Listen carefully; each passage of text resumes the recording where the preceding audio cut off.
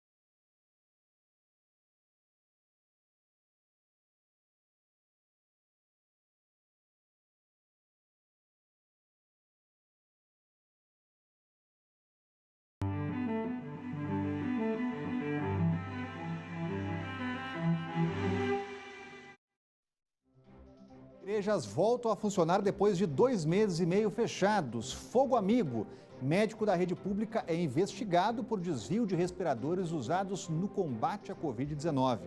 Mais uma morte, a Papuda registra a segunda morte pela doença. Continua na mesma, o hospital de campanha da Papuda segue sem data prevista de entrega. Um caminho tortuoso. Moradores de Taguatinga mostram perigos das calçadas quebradas. Olá, eu sou Rodrigo Orengo e está começando agora o Band Cidade, primeira edição.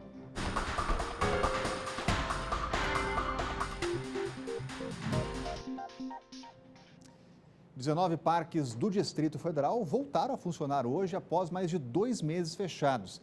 E apesar da reabertura, apenas algumas áreas foram liberadas. O comércio, por exemplo, continua proibido, mesmo o de ambulantes.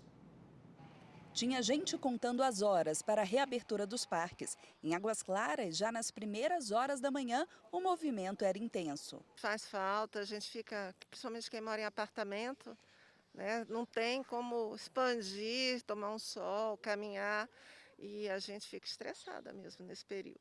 Eu achei bem melhor, né? Abrir, a gente poder voltar à caminhada, que está todo mundo fora de forma.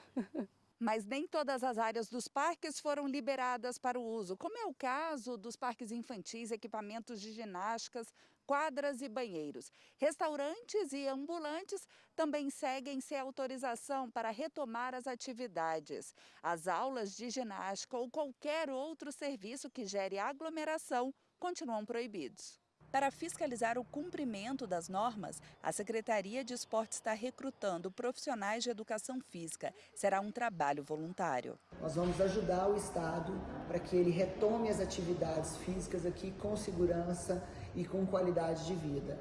O que a gente tem discutido, que tem os órgãos específicos que fazem a fiscalização e o não cumprimento do decreto, aí sim, né, pode ter alguma penalização ou alguma penalidade. O Brasília Ambiental não descarta fechar alguma unidade caso as regras sejam descumpridas. Se em algum parque houver algum tipo de resistência a seguir as regras que estão no decreto, e aí nós estamos falando do interesse da sociedade, do povo como um todo, e aí nós teremos até na possibilidade de fechamento de um ou outro parque, se houver esse tipo de situação.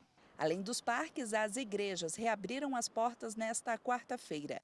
Em uma delas, na Asa Norte, foi montado um esquema para evitar cerimônias cheias. Os fiéis terão que reservar um lugar na missa para participar da celebração.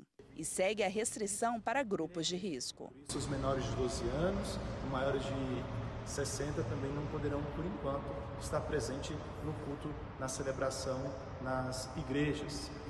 Sentimos, junto com todos os paroquianos, a saudade de estarmos reunidos. Por isso estamos com toda a segurança possível, preparando o nosso ambiente para a tão esperada retomada das celebrações. Enquanto uns setores reabrem, outros continuam sem definição de retorno. Bares e restaurantes, por exemplo, pressionam pela reabertura e calculam os prejuízos. Até agora foram 10 mil demissões e 20% dos negócios fecharam as portas. Um cenário de portas fechadas que expõe uma conta alta. Mais de 360 empresas, entre bares, restaurantes e lanchonetes, não vão reabrir depois da quarentena. O cálculo foi feito pelo Sindicato de Hotéis, Restaurantes, Bares e Similares de Brasília. Mas o número pode ser ainda maior até o fim do ano. Estamos com 363 empresas que encerraram suas atividades e esse número deve chegar a 3 mil empresas no Distrito Federal, com mais de 40 mil demissões. Na tentativa de atenuar a crise, representantes marcaram a reunião com o governo do Distrito Federal. O encontro seria no Palácio do Buriti para entregar um estudo técnico que justificava a reabertura dos segmentos, mas a reunião foi cancelada. Termina-se agora, sexta-feira, o prazo da medida provisória 936, que previa o pagamento da suspensão de contrato de trabalho. Nós queríamos exatamente que essa questão chegasse até o governador e ele sinalizasse a nossa abertura imediatamente. Para não aumentar a lista de demissões, o presidente da Abrazel reforçou o apelo para a reabertura do setor, que por conta da pandemia de coronavírus está fechado desde março. O nosso setor de bares e restaurantes está fechado há 70 dias aproximadamente. E a situação agora chegou no limite. No ano passado, o setor gerou uma receita de mais de 105 milhões de reais para os cofres públicos. Mas neste ano, o GDF já perdeu de receita 24 milhões de reais. O prejuízo só não foi maior porque a maioria dos restaurantes adotou a oferta de entregas em domicílio durante esse período de quarentena. Todo mundo se virando com delivery e com take-out, né, que é o drive. E essa receita do delivery representa, em média, 20% do que o restaurante faturava. Alguns setores da economia já foram liberados pelo GDF, entre eles os shoppings e lojas de rua. E por meio de nota, o Buriti informou que o programa, uma nova reunião com o setor, aproveitou para reforçar que as regras e prazos para o segmento ainda vão ser definidos. A gente vai acompanhar e atualizar para você aqui. Olha, policiais militares envolvidos em uma agressão que chocou o Distrito Federal são afastados das ruas. Quem vai trazer mais detalhes para a gente é o Adriano Oliveira, já com a gente aqui na Band News FM, até porque hoje de manhã chegou muita mensagem de ouvinte aí discutindo esse assunto. Adriano, quais são as respostas das autoridades? Boa tarde. Boa tarde, Orengo. Boa tarde a todos. De fato, eles foram afastados das ruas, mas não necessariamente afastados dos trabalhos da Polícia Militar. Eles continuam com trabalhos administrativos até a verificação de todo esse processo. A gente tem imagens, inclusive, para você ver agora, dessas agressões que chocaram o Distrito Federal em função desse vendedor ambulante.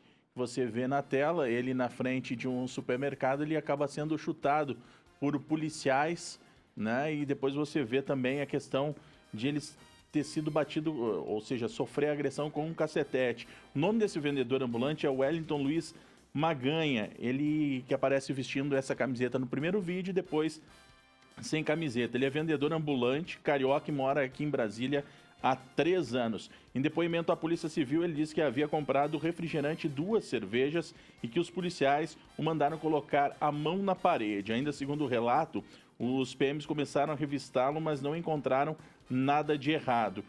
Continua a investigação, é claro, e a Polícia Militar se manifestou em nota, dizendo o seguinte, que foi acionada por moradores da região, né, naquele momento, para atender inúmeras denúncias de perturbação da tranquilidade. Diz ainda nessa nota que não há o que se falar sobre atitude racista, mas sim de excesso na ação policial. Reconhece às agressões e esse excesso. E acrescenta que os policiais serão ouvidos pela Corregedoria Orengo. De olho nessa investigação, o Adriano vai trazer atualização aqui para o Band Cidade. Obrigado, Adriano. Lá na Band News FM, onde em um segundo tudo pode mudar. Olha, o Senado deve votar na sessão de logo mais, às 16h, o projeto do senador Regufe, que pode mudar a vida de milhares de pessoas no tratamento do câncer. O senador vai explicar agora esses detalhes. Hoje o Senado vai votar o PL 6330 de 2019, de minha autoria, que obriga os planos de saúde a arcarem com tratamento de quimioterapia oral a partir do registro dos medicamentos na Anvisa. Às vezes, a ANS leva 3 anos para cadastrar um medicamento que já foi autorizado pela Anvisa. Esse é um projeto que vai beneficiar milhares de pacientes com câncer no Brasil inteiro. Continuamos falando de saúde porque o Ministério da Saúde finalmente tem agora um ministro titular, mas porém interino. Quem vai trazer esses detalhes, contar para a gente, é o João Pedro Melo, está aqui com a gente lá no Palácio do Planalto, na frente desse quadro bonito. Fala para a gente, João Pedro, o que está lá no Diário Oficial? Boa tarde. Boa tarde, Rodrigo. Boa tarde a todos que nos acompanham. Pois é, exatamente isso, viu? O ministro Eduardo Pazuello agora é interino da saúde. Ainda não tem um nome fixo, né? Mas ele vai continuar cumprindo essas funções que já vinha exercendo desde a saída de Nelson Teich lá no mês de maio. Então, a gente está aí há cerca de 18 dias com o ministro já tomando algumas atitudes e agora, então, a exoneração dele da Secretaria Executiva do Ministério da Saúde saiu. Com isso, ele fica ocupando, então, interinamente o cargo e quem ocupa o cargo de secretário executivo é Élcio Franco. Ontem, inclusive, em entrevista aqui no Palácio do Planalto, Élcio Franco destacou que não ter um ministro fixo da saúde acaba não afetando também as estratégias da pasta para o combate ao coronavírus. Outra questão que também chama a atenção é que o Ministério não tem, até o momento, um secretário de Vigilância à Saúde, isso porque na semana passada o Anderson de Oliveira, que estava aí à frente dessa área do Ministério da Saúde desde a gestão de Henrique Mandetta, também acabou deixando o cargo. Ele destacou que ia voltar para o HFA, Hospital das Forças Armadas aqui do Distrito Federal, e com isso, então, a Secretaria de Vigilância em Saúde continua sem um comando. Então, a expectativa é de que seja definido aí nos próximos dias o comando da Secretaria de Vigilância em Saúde, mas, por enquanto, a pedido do presidente Jair Bolsonaro, o ministro Eduardo Pazuello continua ocupando interinamente a função de ministro mesmo da Saúde. Valeu, João Pedro Melo, falando ao vivo lá do Palácio do Planalto. E olha, veja a seguir, investigação de desvio e revenda de respiradores da Secretaria de Saúde. O Band Cidade está voltando já com essa história.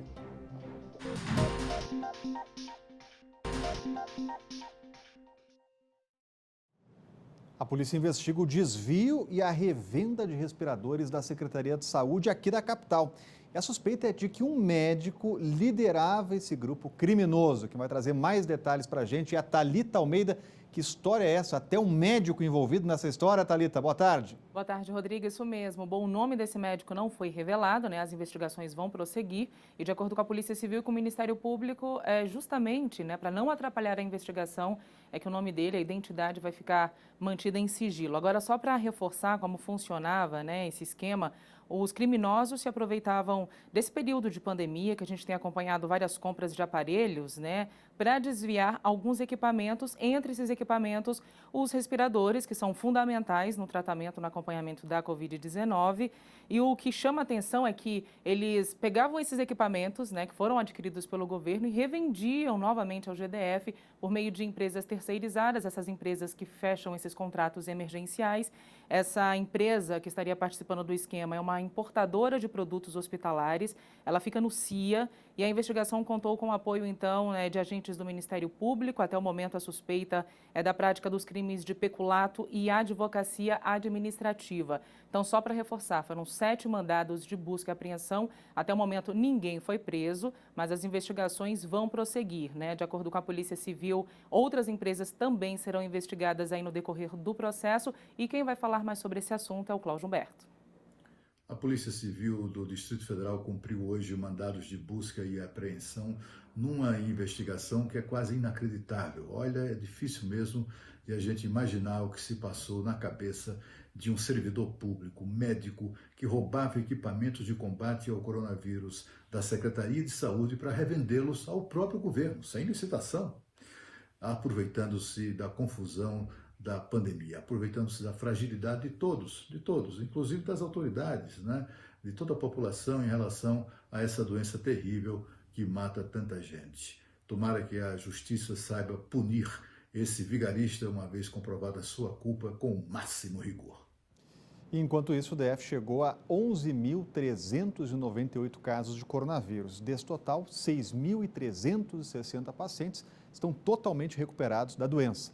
A capital tem 181 mortes provocadas pelo vírus. Entre elas, a segunda dentro da Papuda. Já o número de contaminados no sistema prisional é mais de 1.000.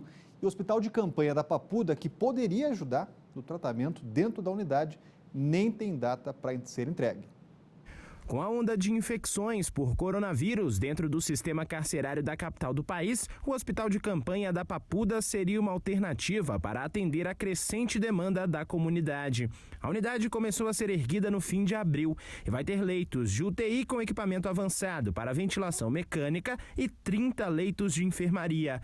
A obra de quase 6 milhões de reais nem tem previsão de entrega, mas o Ministério Público acredita que o GDF tem adotado outras medidas eficientes para combater o avanço do vírus dentro da Papuda. O Distrito Federal é uma das poucas unidades da Federação que vem realizando testes no sistema carcerário e divulgando os resultados. Não temos notícia de que outras unidades da Federação estejam realizando testes na mesma proporção que o DF e tampouco divulgando esses resultados. Além dessa ação, neste mês, os agentes penitenciários vão poder se hospedar em hotel alugado pelo governo. A medida visa proteger os agentes e os parentes dos servidores, principalmente por conta do alto índice de contaminação pelo coronavírus na Papuda.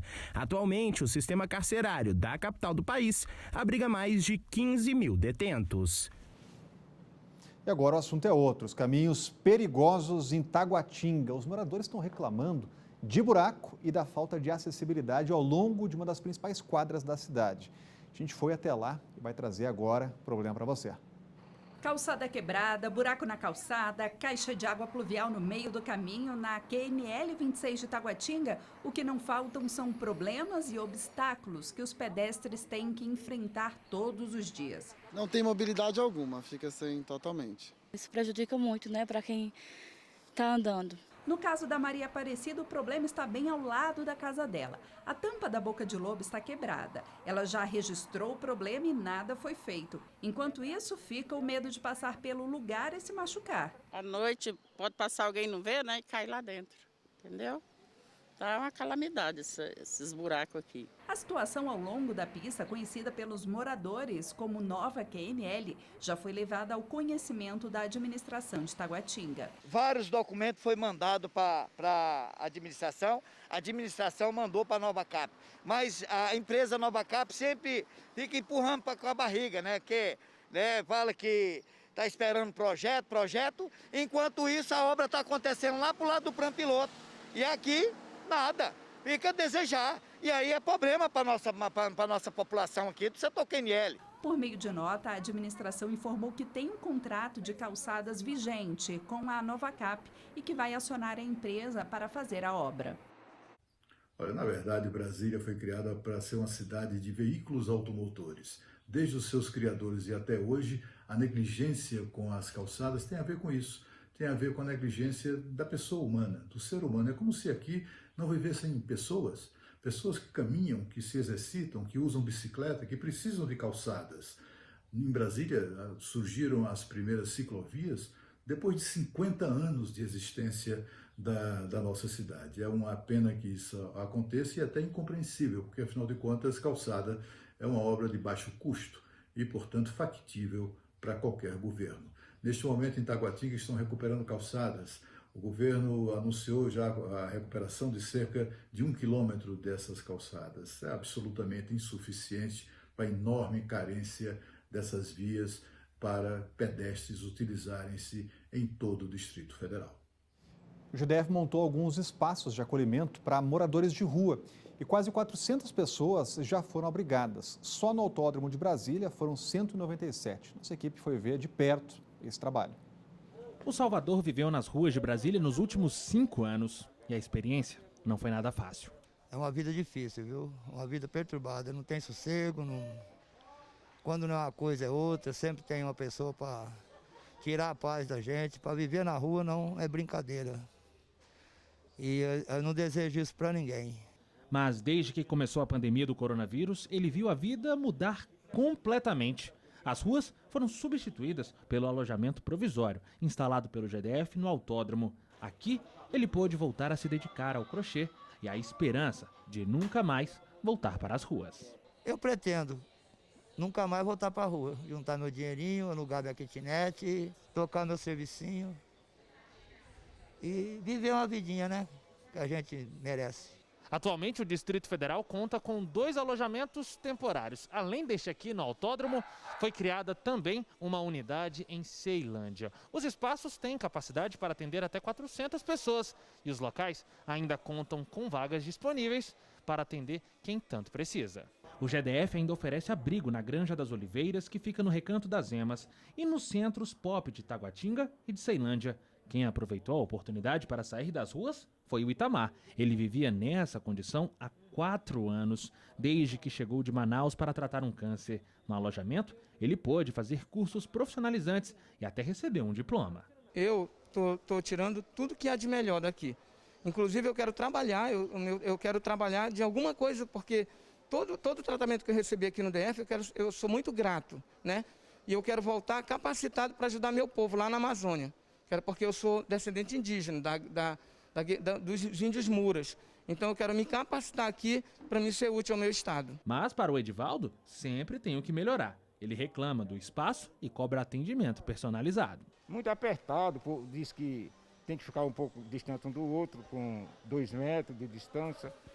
Quente, apertado e assim despadronizado. Nessa época de frio, o serviço foi intensificado para não deixar faltar nada ao público atendido. Eles recebem cobertas e todo o atendimento para evitar problemas de saúde. São 3 refeições ao dia, roupas lavadas e diversas oficinas. Que a gente garante a alimentação, o dormitório. Nós temos um atendimento socioassistencial com uma equipe de psicólogos e de assistentes sociais. Nós temos a comida que é ofertada também, café da manhã, almoço e jantar. Tem novidade no caso Adélia. A justiça decidiu que Almir Ribeiro, de 43 anos, vai a júri popular. O homem vai responder pelo crime de homicídio duplamente qualificado. Almir era vizinho de Noélia e a polícia acredita que os dois tinham um caso, mas ao término do relacionamento, o homem decidiu matar a vendedora. A mulher desapareceu em 17 de outubro e foi encontrada morta no dia seguinte, na colônia agrícola 26 de setembro. O julgamento ainda não tem data marcada e a defesa do réu ainda pode recorrer contra a decisão. O Detran volta a atender, mas com novas regras. É o que você confere logo depois do intervalo aqui no Band Cidade.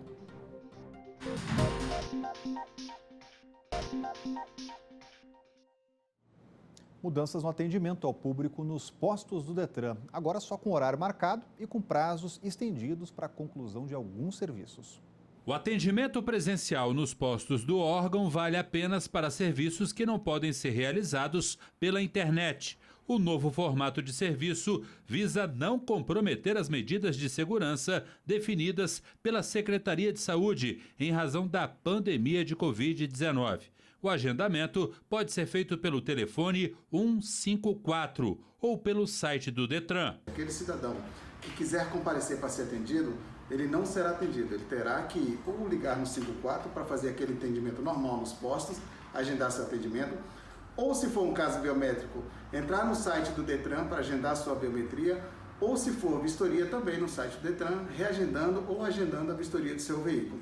A quantidade de atendimento será limitada, não será permitido entrar com acompanhantes e nem fora do horário pré-agendado. Também foram montados 2 pontos de atendimento no modelo drive-thru, em que o usuário não precisa sair do carro para ser atendido. O protocolo será na modalidade drive-thru, aqui no posto do Detran Sede, ou no posto estabelecido no antigo prédio da Vadel.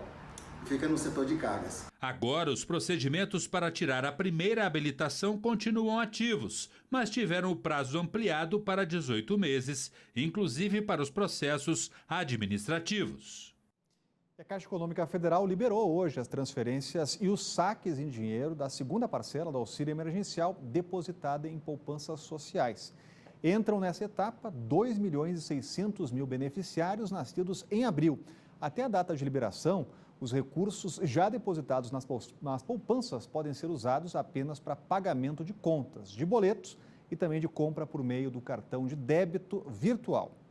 Olha, o Tribunal de Contas da União alerta para o risco de mais de 8 milhões de brasileiros terem recebido indevidamente esse auxílio emergencial de R$ 600. É o que você confere no comentário de Cláudio Humberto.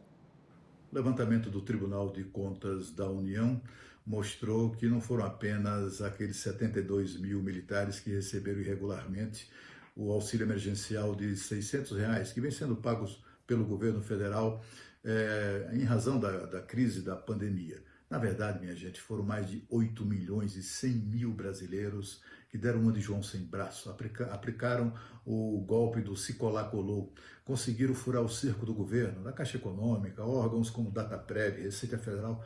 Eram 17 instâncias do governo filtrando os cadastrados. E no final das contas eles enganaram todo mundo, mas por muito pouco tempo terão que devolver esse dinheiro e também arcar com as consequências legais. Enquanto isso, 2.300.000 brasileiros que de fato precisam do auxílio ficaram de fora. Que vergonha! E a pandemia do novo coronavírus alterou a rotina das escolas de todo o país.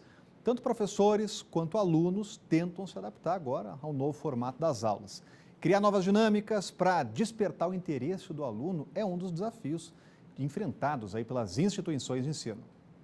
Com quase 3 meses de aulas suspensas, os corredores dessa escola estão assim, vazios. O jeito foi usar a imaginação para garantir o aprendizado dos pequenos. E vale tudo, desde a criação de cenários até a caracterização de professores com personagens de desenhos infantis. Tem a Emília, o Mickey, a Batgirl, tudo para chamar a atenção da criançada durante as aulas. Os professores aderiram bem à ideia de utilizar uma plataforma para fazer aulas virtuais. Os que tinham dificuldade foram capacitados, devidamente capacitados, e conseguiram se sair super bem. O feedback das famílias e dos alunos também são bem positivos para toda a nossa rede. Mesmo com toda a preparação das escolas, algumas famílias ainda encontram dificuldades para fazer as atividades em casa. Por isso, a carga horária precisou ser repensada. A gente sabe que não conseguimos fazer, no caso do ensino médio, 6 aulas com a mesma carga horária de 50 minutos. Então tivemos que fazer adaptações, mesmo porque a aula não consistia apenas com a aula síncrona, que é aquela que é feita online, mas também as atividades que eram feitas posterior. Outro sistema de educação que também precisou se adaptar foi o ensino superior. Houve assim, um envolvimento muito grande em termos de sensibilização dos professores, um treinamento dos professores, para que eles usassem uma ferramenta tecnológica para substituir aquilo que acontecia em sala de aula, mas de forma remota. Tem que ficar claro que não foi uma transposição de aula presencial para EAD, não. Ao contrário, a gente continua tendo aula presencial, só que não no mesmo espaço físico. E se os desafios são muitos, os esforços das instituições têm seguido o mesmo ritmo. Algumas escolas até forneceram tablets para os pais que têm mais de um filho matriculado. Os pais vêm até a escola, solicitam a supervisão e ela procura a equipe de TI para que providencie aos pais. Tá? Então é registrado, os pais ficam utilizando nesse período. E o Band Cidade primeira edição vai ficando por aqui. Vem chegando aí a galera dos Donos da Bola. A gente volta a se encontrar amanhã ao 12:30. Tchau!